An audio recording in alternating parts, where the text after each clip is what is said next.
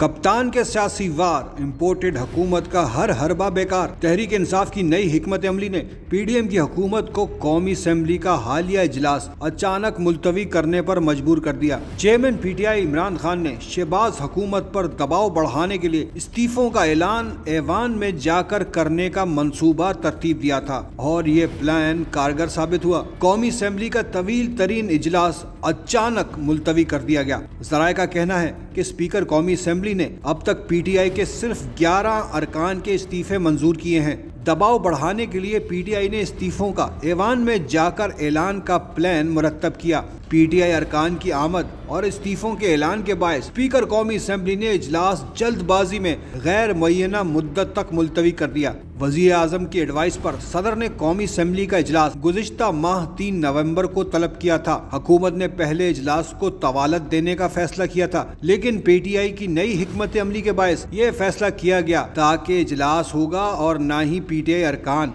ऐवान में आकर इस्तीफे का ऐलान कर सकेंगे।